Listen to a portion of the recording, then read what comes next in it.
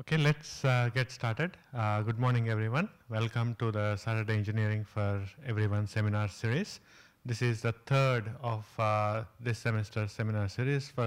I see many familiar faces, but for those of you who are here for the first time, a 1-minute background on the seminar series is this is an effort from the Department of ECE to tell everyone what we are doing in the department, and we got this idea from the Department of Physics who do similar things in the fall semester. So we have physics seminar series in fall and engineering seminar series in the spring.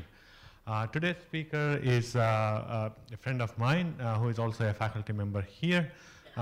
His name is Sayan Mitra. I always check how to pronounce people's names because, yeah, you know. So he is going to talk about driverless cars, and his research interests are in, he told me to say this very gently, in formal verification methods, basically for all practical purposes, he applies rigorous mathematics for practical applications. Recently he started a company, and he's looking more and more into making what looks like science fiction to me a reality. So he's going to share some of his thoughts today, and he also told me that you are more than welcome to interrupt him at any point of time and ask him anything that you have on your mind. Thank you. Thank you very much, Pavan, for the nice introduction. And good morning, everyone. Very excited to tell you about this interesting topic today. Let's just get started with a little video I want to show you. So if you believe some of the press articles on this topic of self-driving cars, you would think that your morning commute would soon look something like this. Able to see this video? These are ostensibly self-driving cars going about their way.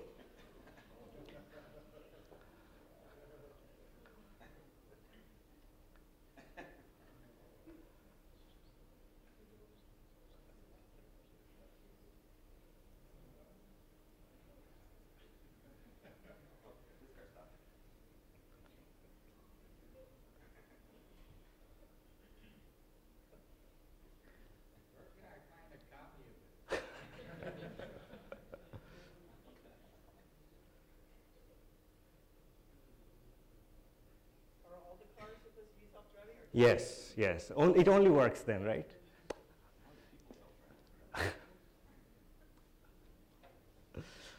You get the idea. So, needless to say, we are not quite there yet. This is an artist's rendition of what it might look like. And I was told that no pedestrians or bicyclists were harmed in creating this video. So, jokes apart, driverless cars would be awesome, right? They will make our morning commutes shorter. Americans on the average spend 300 hours a year driving.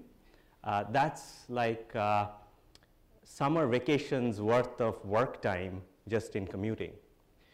Our cities would be much greener because cars could drop off folks at work and then go and park somewhere very far away, so the parking lots need not be close to the city center, right? So we could have parks instead. And the most important thing is safety. And this is a very somber statistic. Today, about 35,000 people die on road accidents. That's almost the population of Urbana every year, okay? And the hope is, and in fact, this has to be true if self-driving cars were to ever become reality, is that that number has to drop by orders of magnitude for autonomous cars. And there are many other reasons. These are just three that I picked to talk about. But it turns out that building a self-driving car is very hard, okay? Let me say that again. It's very hard, okay? And in fact, just making a car stop is also hard. A simpler problem, okay? You don't have to follow traffic laws and all that. Just make it stop Even that is hard. This is a video from a test, okay?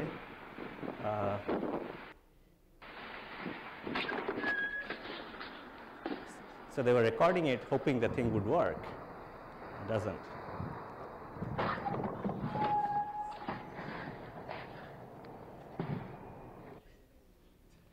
Another test.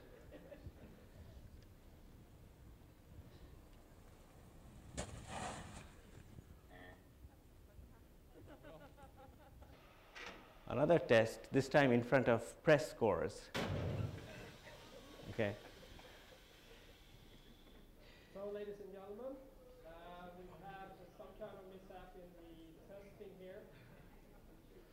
Right. So people have talked about this project of self-driving cars to be the moonshot project of this generation.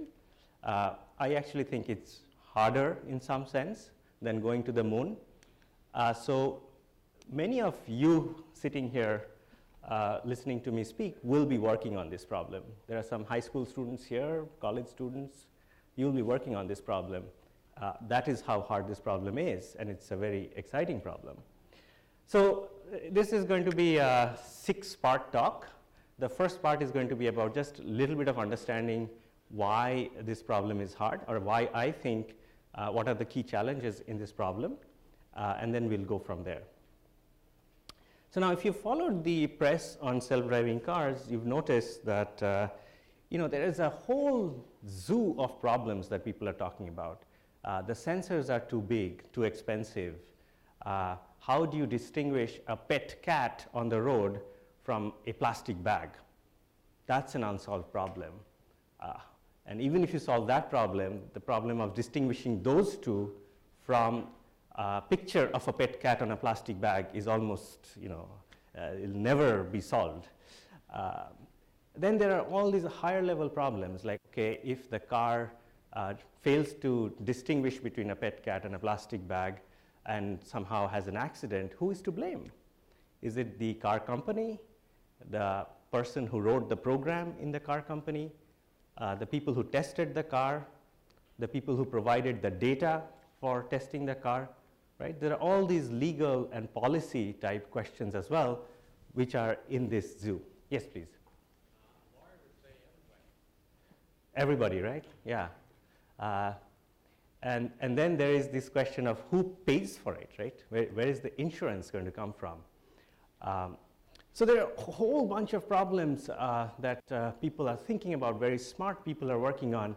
And so, companies are involved, university researchers are involved, and all kinds of exciting things are coming out of the woodwork to address different pieces of this problem.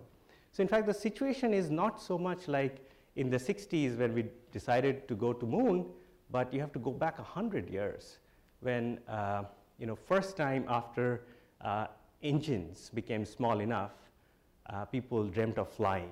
And the situation was like that. Everyone was trying to build something that could fly. So you may have seen things like this also. All kinds of crazy things were tried, basically. Some didn't work. Some you would wonder why.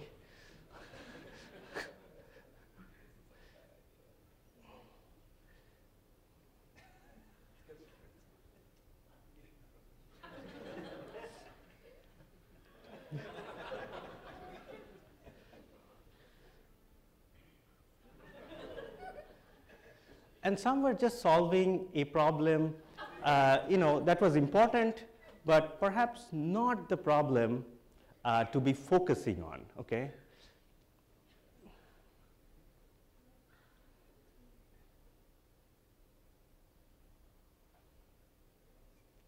Yeah, some were building huge propellers.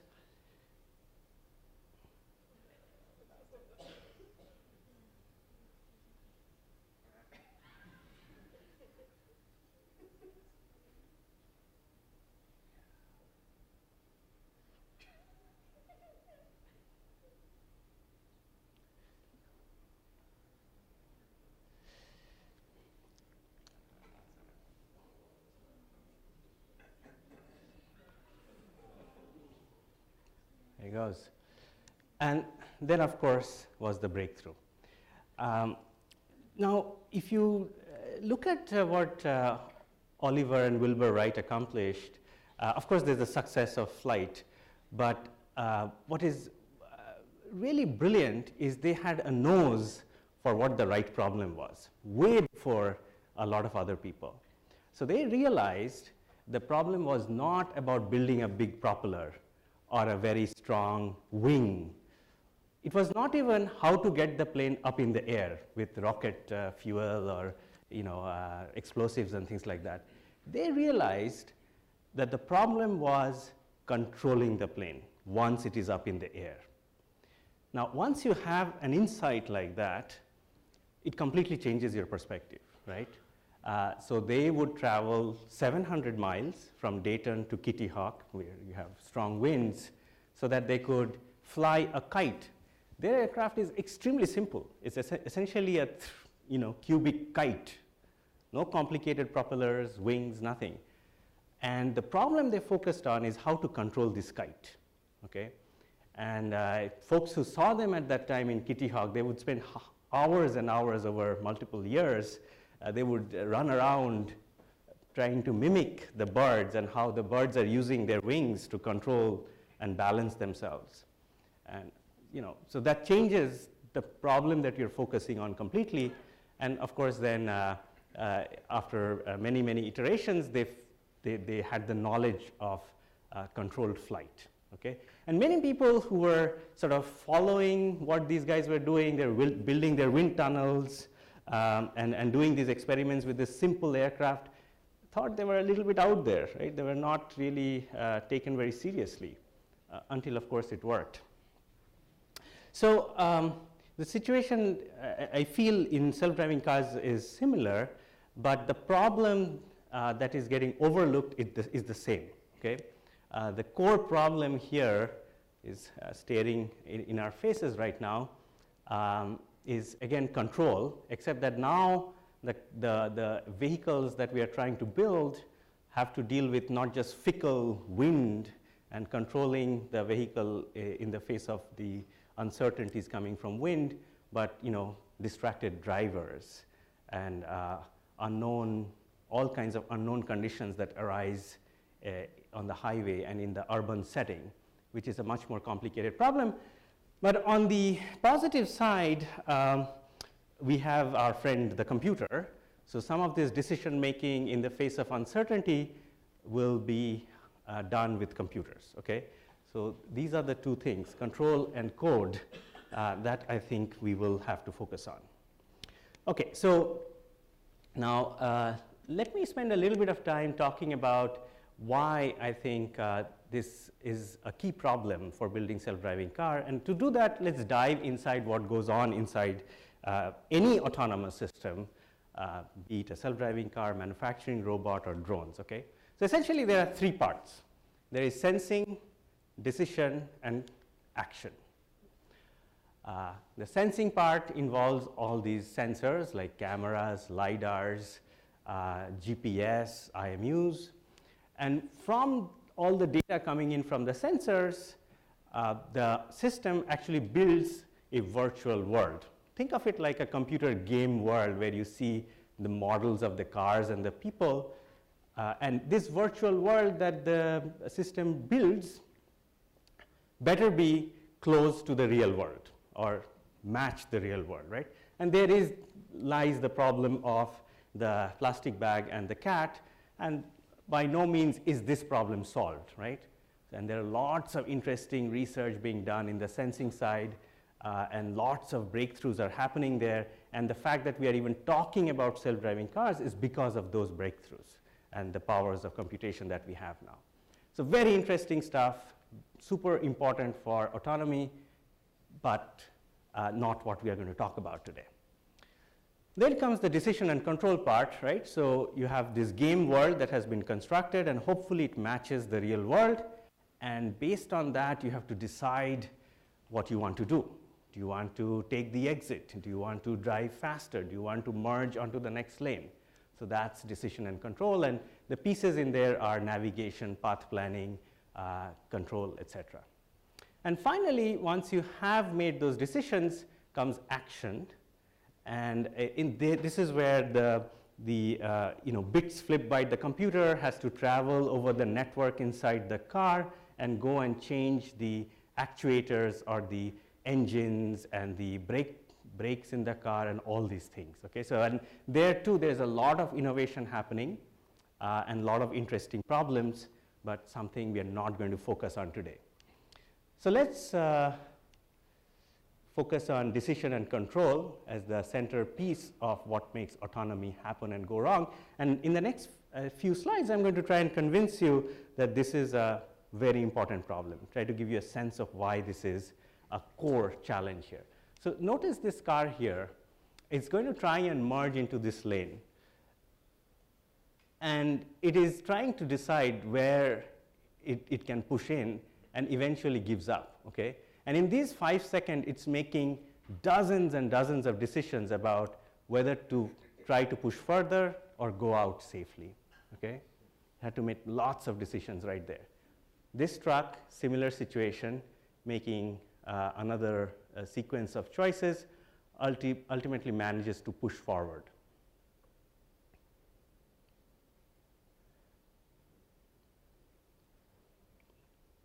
Okay, so these are the types of complex scenarios a driver has to deal with, a human driver in this case, but you would expect your autonomous car to also make these types of decisions, right? And the decisions you make here might be very different from the decisions you would make in Urbana-Champaign or where I grew up in Kolkata, right? The same algorithm is not going to work. Yes? Especially in that last truck one. Yeah. That was totally dependent on what the bus driver decided. Yeah.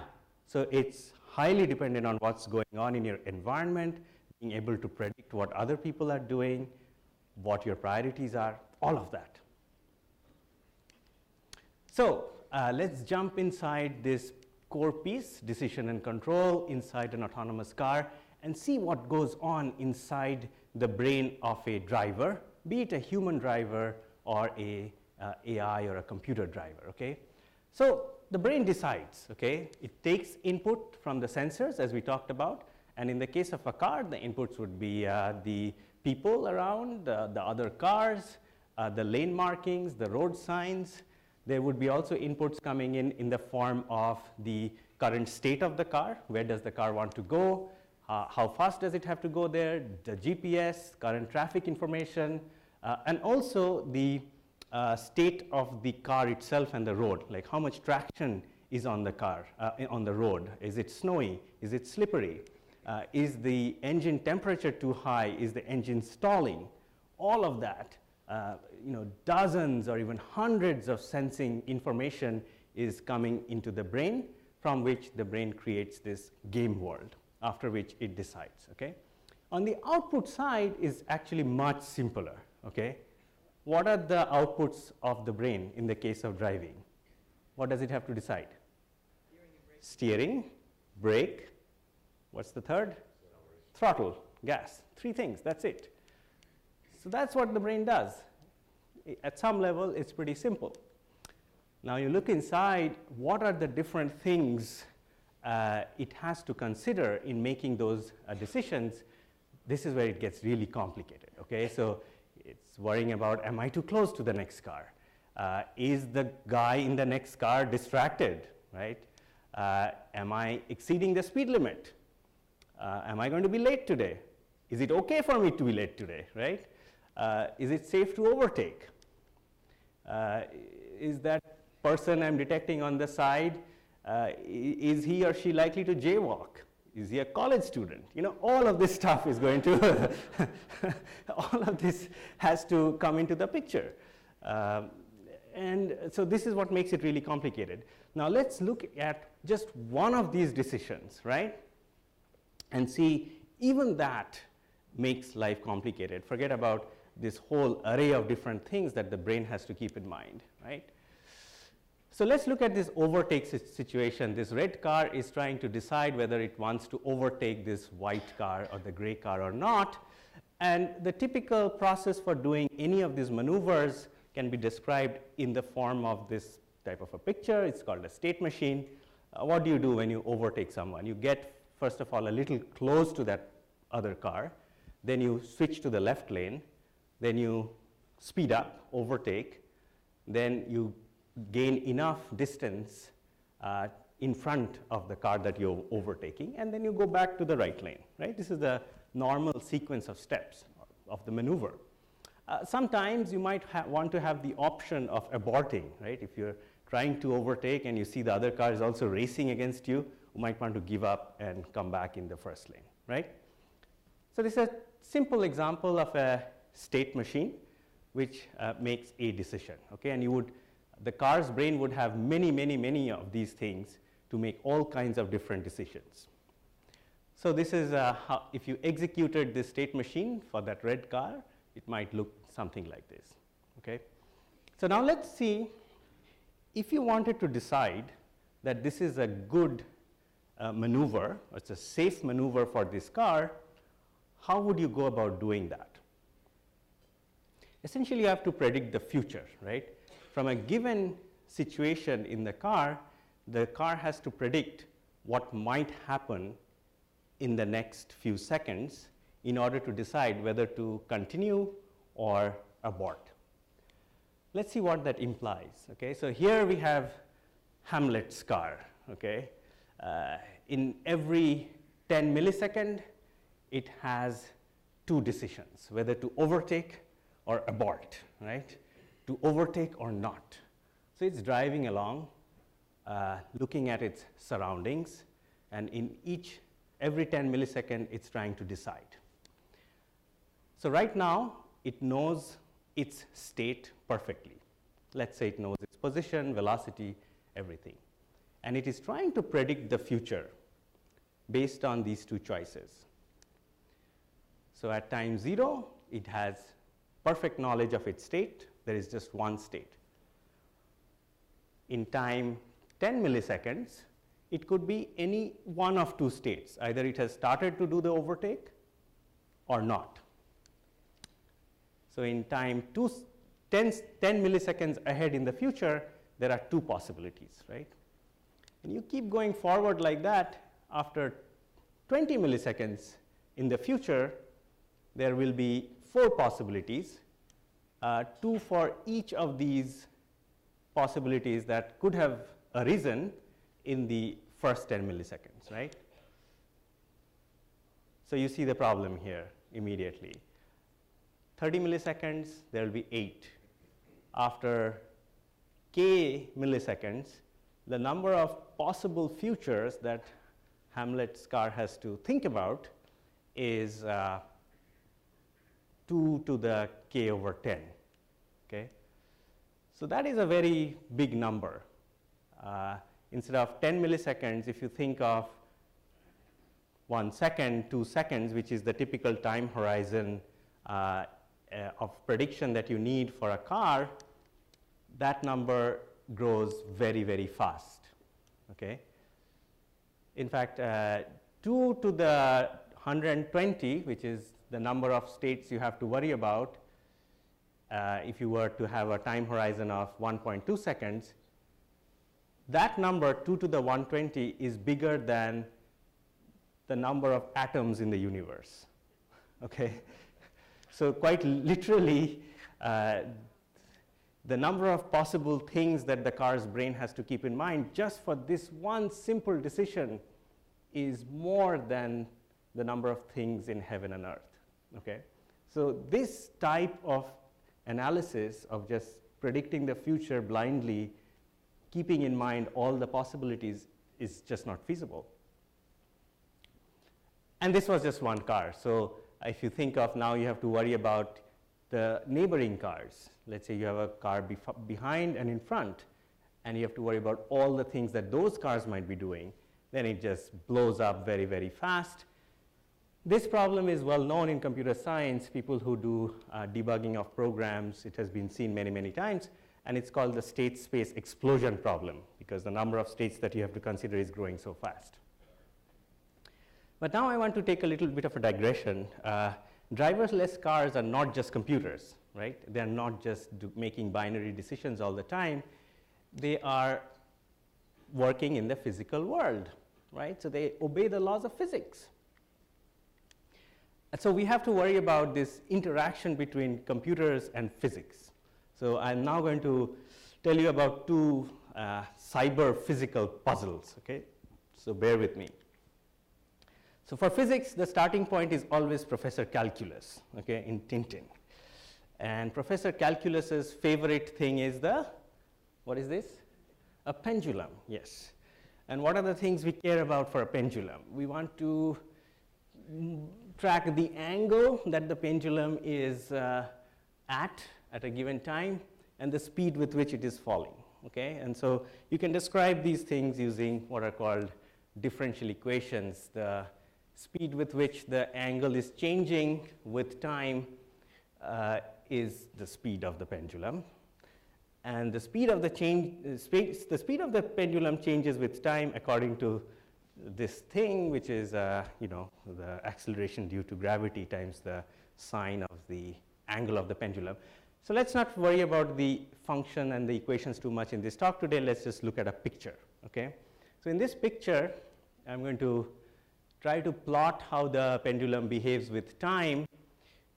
So going from left to right, this is the angle.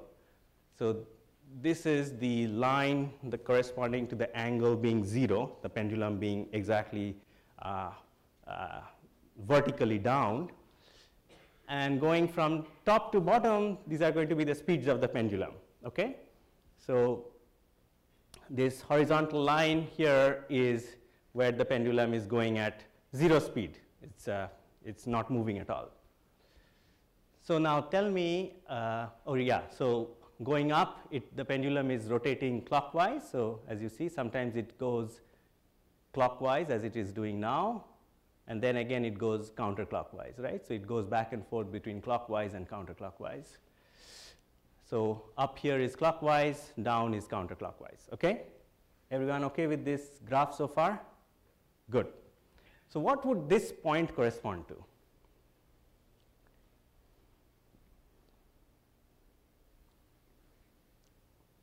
This blue dot. Yeah. You're moving clockwise and the pendulum is Straight down. Excellent. So exactly. So the answer is this is where the pendulum is straight down because it's on this line, and it is positive clockwise. So it has a clockwise velocity. So it's exactly that point, right? When it crossed the vertical line, not now. Now, and it has a positive velocity in the clockwise direction, right? Okay, so if we now let this ball move in time, what would we see? A circle, exactly, right? So it goes from vertical position all the way to where its speed becomes 0. It reaches the apex, then it comes down again with some counterclockwise speed, then goes up, etc., right? So that's called an orbit of the pendulum. This thing is called a phase portrait, and when you analyze complicated systems like cars, you work with pictures like this, okay? And that point, the orange one, is also an important point. This is where the pendulum is vertical and it has no speed, right? So it's static, just sitting there. There's another point like that which is interesting, which is when the pendulum is vertically up, right? It's harder to achieve that, particularly during a lecture, but you can do it, right? It's just balanced like a broomstick in the vertical upright position, and the velocity is also 0. So those are just some interesting points and orbits of the pendulum. If you look at all possible behaviors of the pendulum, it might look something like that. Okay, so these are the different orbits with different speeds, and then if you swing it fast enough, then it might go from being vertically down all the way almost vertically up and then go away, right? Yeah? So if you let it slow down, it would just spiral into the center? Not yet. So these pictures are for a pendulum with no friction. Okay, so his question was, normally we see a pendulum spiraling down and becoming static. Here, this picture is depicting the situation where there is no friction, so it actually goes on forever. So that's why you have circles here, not spirals. Yeah? The other interesting thing about this picture is you see around this point, the lines never quite come close. In fact, they come close and then go far away from all sides, right? And that catches our intuition also that when the pendulum is vertically up, it's difficult to keep it there, right? It tries to fall down, yeah? So these 2 points are very special. So this one is called a stable equilibrium point, and this other one is called an unstable equilibrium point because you can't keep the system close to this unstable situation. It tries to go away from that, whereas stable means it stays close to that, okay? So normally when you want to build a car or an aircraft, what do you want it to be? Stable or unstable? Stable, right? It shouldn't fly off in uncontrolled fashion. So yeah, so in system design, we want things to be stable or around stable points and not so much around unstable situations. Okay, so that's all background. You with me so far? Great. And now going to this question about friction. This is not real. This is Professor Calculus's pendulum, which keeps going forever. But as soon as you add friction to this picture, it would look like this. The orbits will actually try to converge towards a stable equilibrium point. Energy dissipates with friction and things like that. So things naturally come to an equilibrium with minimal energy, and the picture looks like this. Okay? Now, actually pendulums are quite interesting. They're not just a toy. They are, once you understand pendulums, you can understand lots of different things. Oh yeah, so here also there's stable and unstable equilibrium. In fact, walking robots are built on the principle of pendulums, right? So when you take a step like this, right, for a moment, my leg here is acting like a inverted pendulum, and I am swinging my body around it, right? And so a lot of the physics of bipedal motion is based on ideas of inverted pendulums. So let's think of a robot which has 2 possible gaits or 2 possible ways in which it can move. It can either walk or run. And when it walks, its pendulum motion is like these blue orbits. So they're converging slowly. That's nice. And when it runs, its orbits are like these orange orbits, which is also individually converging, right? So individually, when the robot walks or runs, things are nice and stable. Now, here's the first puzzle question for you. Is it possible to switch between these 2 sets of orbits, the orange and the blue, to make things unstable? So individually, things are fine, stable, but now I go back and forth between the 2 to make things go wrong. Is that possible? I see some nods. Yes. It is possible. So here is an example. See, I'm going to jump from this orange orbit to a blue orbit, back to an orange orbit, to a blue orbit, orange orbit, and I'm actually going outwards, right, instead of converging to a point. So that's pretty bad. That tells us that just analyzing the walking and the running behaviors, pendulum separately is not good enough. We have to think about the whole system and think of these black lines being the computer program which is causing the switch between the run and the walk. So we have to be very careful about how that computer program interacts with the physics of the inverted pendulum, right? And this is the orbit that you can get if you switched in this dangerous way. Things can become very unstable. And this actually happens in real life.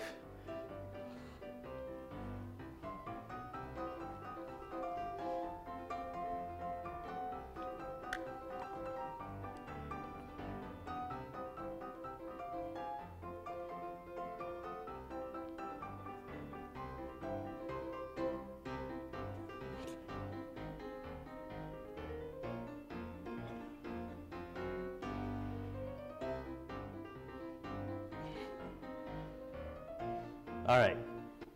So not all of those are because of the kind of instability that I talked about, but sometimes these types of issues really come up in real world systems. So here is the second puzzle.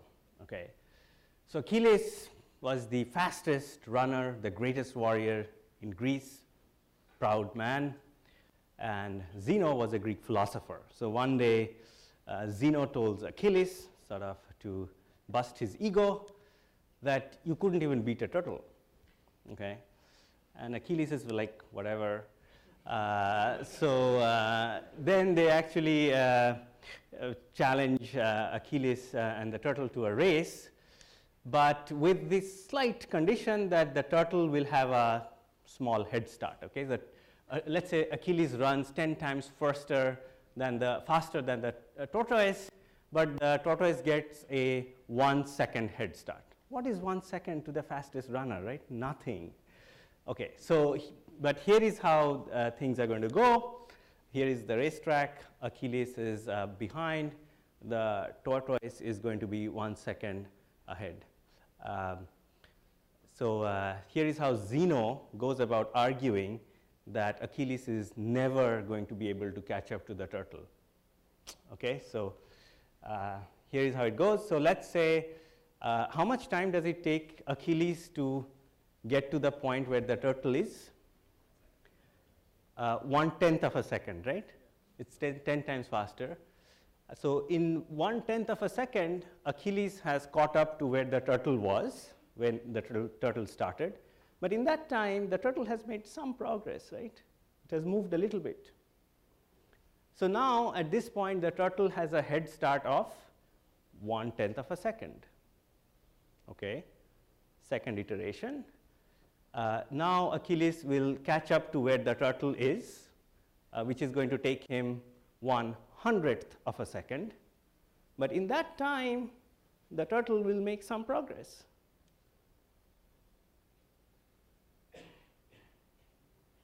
So you see the problem here? He never catches up. And so on and so forth, right? What's going on here? So of course, that's the end of Achilles' career. He's devastated, goes back home. But what we are learning from this is when you mix continuous behavior, like running and speed and things like that, together with a discrete time, here we are reasoning about the system in discrete time, things can go horribly wrong. Okay? And this actually comes up a lot when computers are making switches between different physical behaviors. So if you have this kind of situation, what's going to end up happening is more and more of these type of gray dots are going to come up as you try to move time forward. So in a very short amount of time, there will be like a million or billion different interactions between turtle and Achilles. And if a computer has to deal with that, its memory is going to overflow. Okay? All right, so those were the two puzzles I wanted to talk about today. The takeaway from this part is things can go horribly wrong when physics interacts with computer programs. So we have to deal with this state space explosion problem of computers making decisions, the first thing we talked about, together with this type of interactions between physics and computers. Okay, so we are sort of a little bit behind on where I wanted to be, so let me skip a few things here. I wanted to talk about some famous bugs. We'll skip over that. Let me just give you a sense of how we can handle some of these problems, okay? So now, to do that, let's look at a very specific question that we want to answer. We are building a robotic racing car, and the robotic racing car wants to make a sharp drifting turn on this racetrack, okay? And what we want to check is whether starting from this region in the state space, meaning this set of initial conditions and velocities, whether it can safely make this turn or not, okay? All right, so going back to Professor Calculus's physics, it's possible to write down a bunch of equations which describe the motion of the car. Okay, I won't go into the details of the equations, not important. This is a 300-year-old fantastic mathematical tool set up by Newton and Leibniz, which allows us to create models of the car and create simulations of the car. So we can actually move the car forward in this game world following these equations. So starting from an initial position, let's call it x0, we can trace out the actual behavior of the car. Let's call it x of t, which is the position of the car at time t. Okay, so far so good. And as I was saying, you can simulate these differential equations, so you can generate a bunch of these traces from different initial positions and velocities. But the point is, even if you ran many, many of these simulations, if you're lucky, you can find one which shows you that the car is becoming unsafe, like this red line over here. But you can never really say for sure that it works from all the initial conditions, right? So you can prove, or you can find bugs, but you can never really prove absence of bugs. Why is that? Why can't you really do enough simulations to say, I'm done, even in this very simple setting? Any intuitions? Didn't we have as many atoms in the universe as there are? Yeah, in the discrete case, that is definitely true. Here, if you look at the number of possible starting points inside this little rectangle, it's not even like the number of atoms. You can't even count them. You have uncountably many possibilities, even in that little rectangles, right? Every small change in velocity, it's a continuum, right? There are many, many possible values that you need to check. So even a million simulations cannot show you that you are done. You have checked everything. So that's the fundamental problem we are facing here. And so, this raises the natural question to our topic, which is how many miles should a self-driving car drive before you can trust it, or before you can say it is safe? And if you read some newspaper articles by folks from industry, they would often, publish numbers like, okay, so XYZ company has driven 200 million miles with a small number of incidents or disengagements, as they call it. Okay, is this good enough? They would suggest that this is a good number, but as discerning car buyers and members of the public, we might want to aspire for something better, right? So, for example, in the airline industry, the number is 0.07 fatalities per billion flight miles of passengers. Okay, so that's a much, much better number than 10 incidents per 200 million miles. And some people have started talking about this, and there are articles which do back of the envelope calculations to say that to get any level of trust or assurance from a self-driving car, you need 30 billion miles of test driving, which is much bigger than 200 million. And there's a case to be made that if every time your software changes, you have to do it again, right? So it's pretty hopeless. This whole testing-based idea is quite hopeless to try. Okay, so this brings us to the verification problem. Let me try to just define what this problem is. In verification research, we try to build programs which take as input other programs. In this case, the brain of the car would be an input to the verification program, and this can come from the car companies. And the other input would be all the requirements, the safety requirements that you want the brain to satisfy, like, oh, it shouldn't exceed the speed limits, shouldn't bump into other cars, and so forth. Okay? With these two inputs, a verification program is supposed to produce one of two kinds of outputs. Either it says safe. This car program that Toyota has built meets the requirements under all the conditions that I care about. Okay? That's a great outcome. Another outcome possibility is the verification program says, look, here is a particular scenario, here is a particular way you can enter the curve in the road with certain velocities, with certain angles, in which you will actually go outside the track. It is not safe. Okay? So that is also a good outcome, because that can be a valuable input to the designers of the car program. They can take it home and then change the design of the car program, right? Yeah. Morality. You may be put in a situation where, for example, a child runs between cars, and obviously you apply your brakes, but you may hit the child. Yeah. But suppose that child turns out to be your daughter. Now, in this case, you could do anything, including hitting other cars, take your own physical damage Yeah. to yourself. Sure. by hitting it. So how do you program something like that? Yeah, so we are very far from having a systematic way of answering these questions related to morality or ethics. What verification does is forces you to at least recognize that you're making that choice.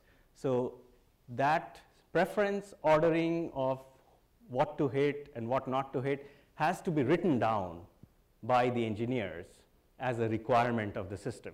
Okay? That's as far as technology is going today. And then once you are written down, okay, so here are the choices that my algorithm is going to make or the driving system is going to make, then what verification is trying to do is say, okay, are you meeting those requirements or not? Okay? Whether or not the choices that you're making as an engineer or the requirements that you're trying to meet are ethical, moral, or not, that's a whole other debate. That's actually going to play a very important role in public discussions now. But there's sort of, not yet a research or a scientific problem that people are looking at. So how can you even build a verification system?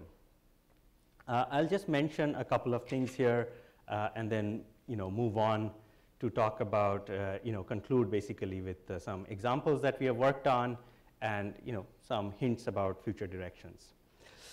Okay, so the simple idea is if two simulations are identical, so for example, if these two lines meet, then we don't have to simulate them, right? Just checking one of them should be good enough.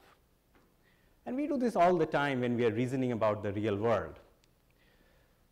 Now, if two lines are not identical, but they are similar, they are close enough, then also perhaps we can simulate one of them to say something about the other. So that's the key idea. And then we get into the question of what does similar mean. Here it might mean that the distance between the tracks are close, and how can we check that the distance between the two tracks are going to be close.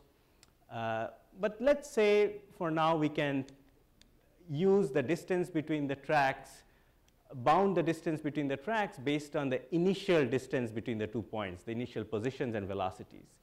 Then what we can do is use that bound and one of the simulations to create an envelope like this light gray tube over here to say all the simulations starting from that point or around that point is going to be within this gray tube, and therefore all of them are going to be safe, right? So this is a simple idea, but look what happened here. From one simulation, we are now able to say something about infinitely many simulations around that little point. Okay, so we have covered a lot of tests by doing one test. And if it turns out that that gray tube actually exceeds the safety boundary, well, then also we learn something. We can say, okay, now we need to construct a smaller tube which is good enough to prove safety of the system. And okay, how do you construct this tube? This is where it starts to get a little bit more technical, and I'm going to skip over it. Well, you have that differential equation describing the motion of the car, and you can look at this right-hand side of the differential equation to figure out how quickly that is going to change when you change the initial position of the car, and we can use some mathematics from Jacobi and more recent work to then get a bound on what the size of this green tube is going to look like. So we took these ideas, we built an algorithm, and here is what our software looks like. This is the same overtake scenario that I was telling you earlier. So this is a screenshot of the software we built. You can load a model of a car brain.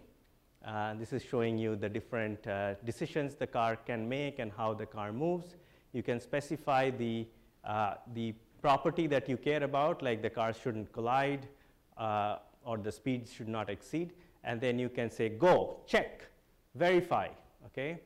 And the algorithm will go and construct these tubes that I showed you and try to find either a bad behavior of the car that shows that things are going to be unsafe, or prove to you that it is safe, okay? So these are the kinds of tubes that are getting constructed by the software. So so this is a particular scenario where the algorithm constructs this tube, which is the separation between two cars doing this overtake maneuver. And since the tube never touches the unsafe space, we can say that the cars are going to be safe as it is executing that maneuver. And then you can sort of play the video to convince yourself that is indeed the case. And in another case, where you change the behavior of the blue car, and in that case, the software also finds this bad behavior. So here, there is a particular situation where the two cars actually come dangerously close, and the tool actually finds it. And when it finds it, you can play the video and show, see, this is how things go wrong, and you can then give it to the engineers to fix the algorithm, okay?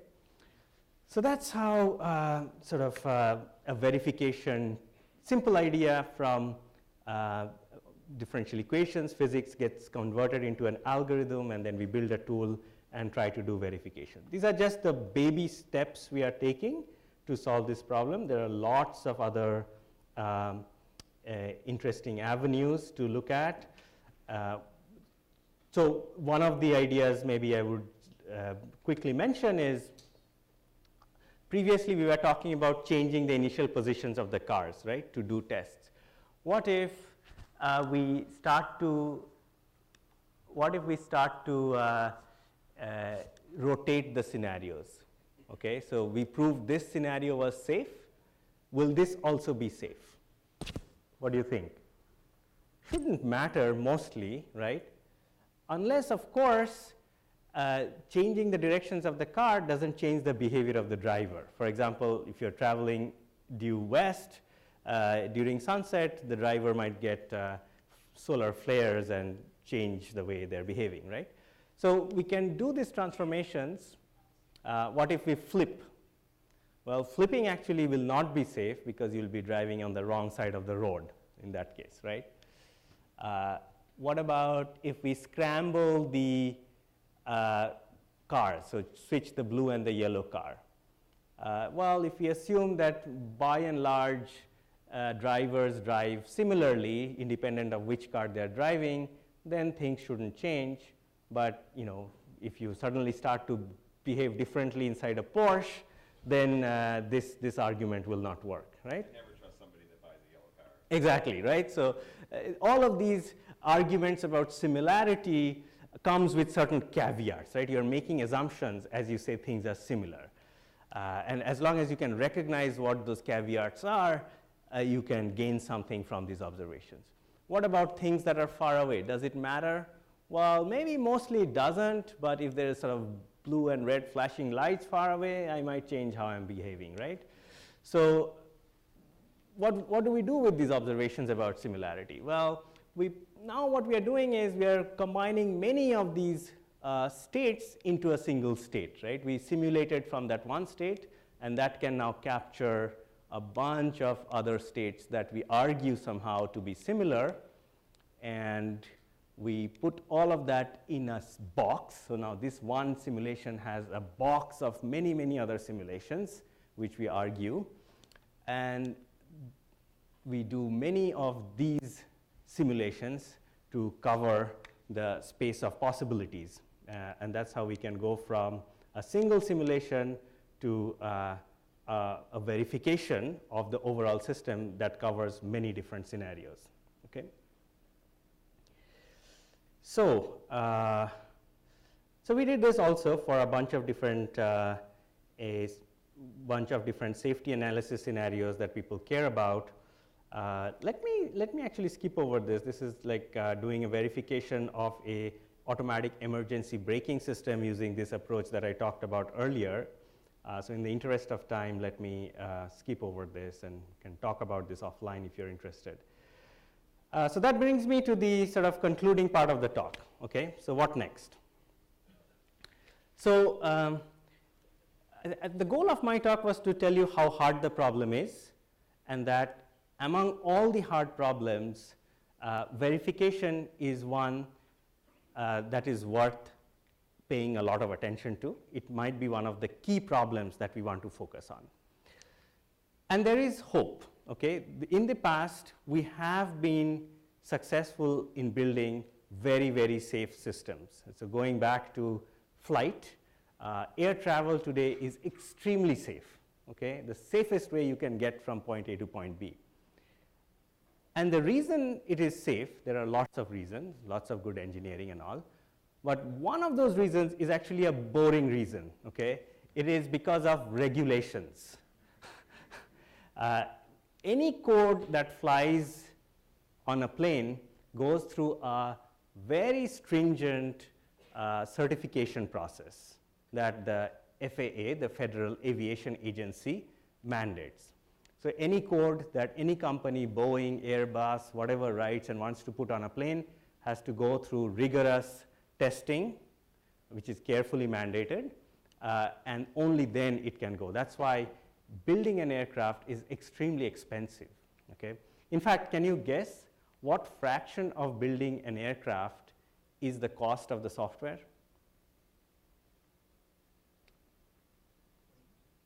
Yeah. Say fourth, 1/4? Good guess, but go higher. 70? That's a little too high. 50%. 50% of cost, the cost of building a plane is the cost of building the software. And if you've ever written any code, you know that 80% of your time and cost is going into finding bugs or proving that your software works correctly, and only 20% is going into actually writing the code. So verification plays an important role in all of that, and companies that are writing code for aircrafts get extra points for using verification, formal verification techniques. So that's the certification standard. And by the way, for cars, there is nothing like that. It's completely unregulated.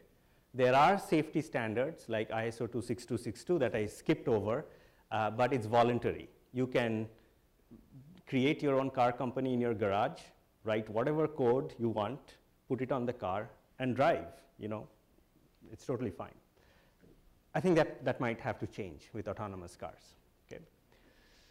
All right, so to conclude, I have just 3 takeaway messages for you. One, self-driving cars in unrestricted urban environments are not around the corner. Okay? A couple of implications of that: renew your driver's license. Number 2, many of you will be working on this problem, hopefully. And even if you're not working on building self-driving cars, this space of safe algorithms, safe programs, safe autonomy is going to be a very important topic. Okay, so pay attention to this topic. Be aware of the debates, the public policy debates that are coming up. You might one day vote based on positions of politicians on these topics. Okay. Next, For building self-driving cars, verification is a key problem. I believe it's the key problem, but it's very important. And you saw some examples of why this is a groundbreaking area, because of the interactions between physics and computation, because of the interactions between programmed systems and learned systems. Okay, we saw a couple of puzzles to show why these are non-trivial, interesting.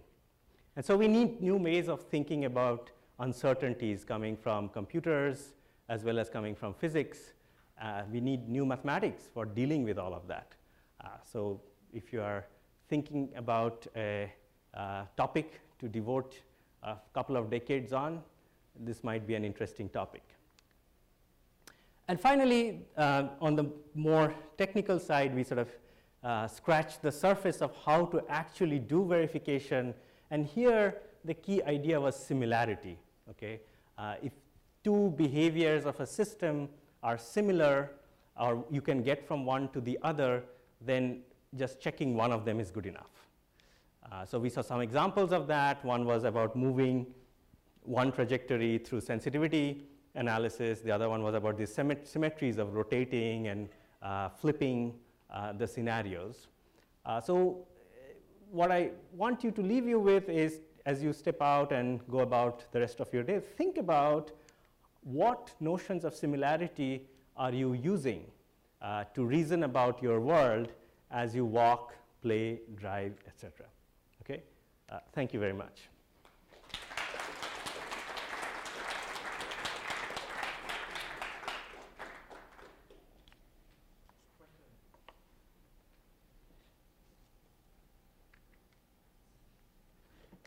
So I work on campus in automating our HVAC systems, and so that I would call that a cyber physical system for our air conditioning. Okay. Luckily, we didn't freeze any coils this year, so that's our disaster scenario. But I will say, even with a stationary, simple system, it's a very complicated problem when you bring environment and physics and weather into it. Yes. So I can imagine this is exponentially harder. Yes, yes, yes, yeah. So HVAC systems are great examples of cyber-physical systems, many controls, heaters, sensors, and the physics is sort of understood, but lots of uncertainty there as well. Yeah, thank you.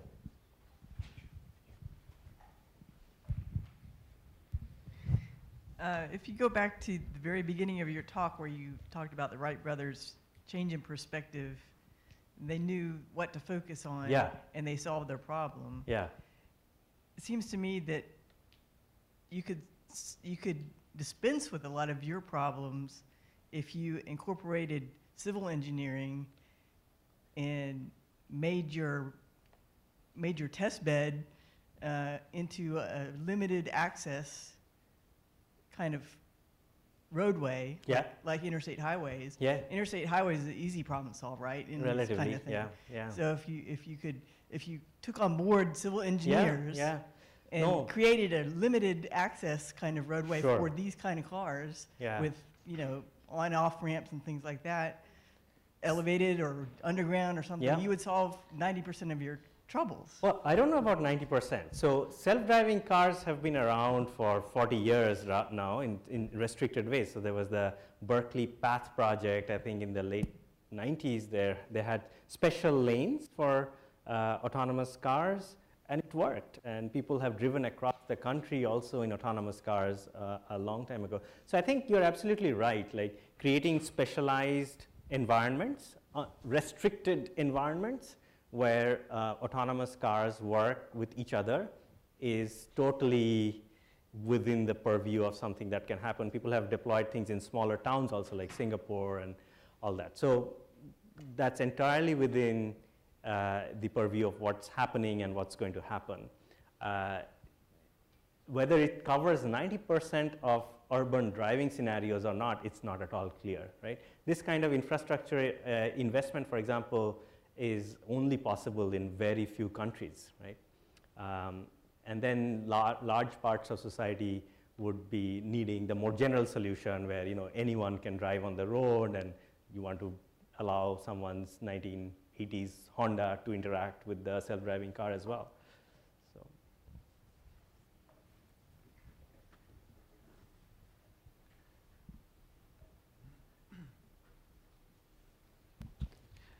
Thank you for the very interesting talk and being very specific about what the problems you are facing.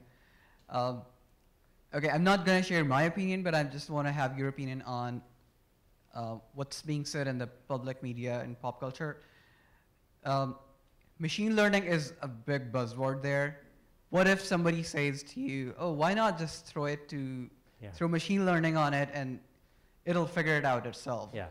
What do you say to that? Yeah, so I mean, I think a year or so ago, NVIDIA was trying to do this experiment where they got rid of all the intermediate stages in the self-driving car, like we talked about creating this game world and using physics and all that. They said, okay, input video feed coming from camera, output steering, brake, throttle, in the middle, machine learning networks. We won't exploit all the stuff we know from physics, et cetera, et cetera. We'll just use data and the data will sort of figure it out.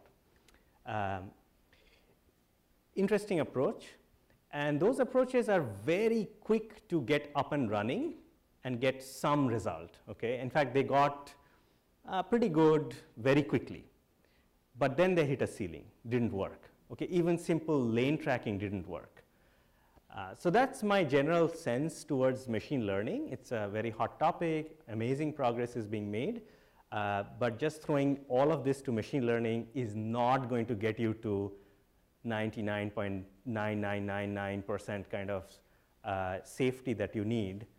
You have to use physics, you have to use symmetries, et cetera, to get the kind of coverage that you want. And the reason you want 99.9999 is because this is not like the moon landing where you have to engineer one system to be very, very nice and robust and make it work. If you have a bug in your software, this is going to get deployed in 100,000 cars, right?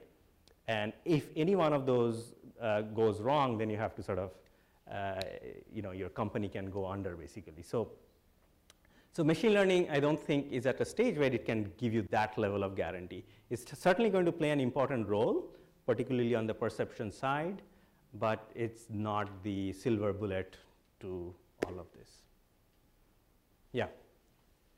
Have you studied all the current self-driving vehicles, and if so, which one would you pick? Certainly have not studied all of them. I've interacted with a bunch of car companies. Uber was here a couple of weeks back. There's not one to pick, right? I mean, there is no self-driving car in the market right now, if I'm not mistaken. You can participate in some tests that Waymo is doing in Arizona, where they have a self-driving taxi service, and you can use it. And that too, I think, is only available to a small number of users who signed up for it. You can't just go and hail one right now. My understanding is Waymo, like the Google spin-off, is probably furthest along. I wouldn't buy one. I mean, they're very expensive. I'm just a poor professor. Yeah. Yeah. What do you think of Tesla using customers as beta testers? See, I think it's not okay to just leave companies to decide what is good for the public. It's okay for companies to try various things. Of course, we shouldn't over-regulate and stifle innovation, right? So that way, what Tesla is aspiring to do is amazing. The fact that they have set a very ambitious goal for themselves, and they said, okay, I'm going to just solve the problem with camera with such a tight cost budget. It's very impressive. But sometimes it can go a little too far. I don't know if this particular choice that they are making with beta testing with customers, that's sound or not. I haven't looked at it very closely. I don't know exactly what they're doing. But it goes back to my sort of second point up there, that this is going to be a very important topic, and how companies are using algorithms and data in this case, like users' data. What are you signing off on, right? As you buy or try one of these products, we have to be very vigilant.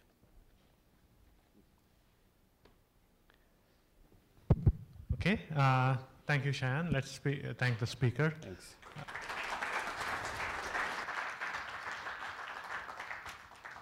Before you leave, 2 announcements. There is a demo outside on similar ideas set up by our undergrads. Please stop by, number 1. Number 2, the 3rd Saturday coincides with spring break for this month, so we won't have the 3rd Saturday seminar. The next seminar will be on April 6th, I'm pretty sure, but please check the calendars, and I hope to see you guys soon.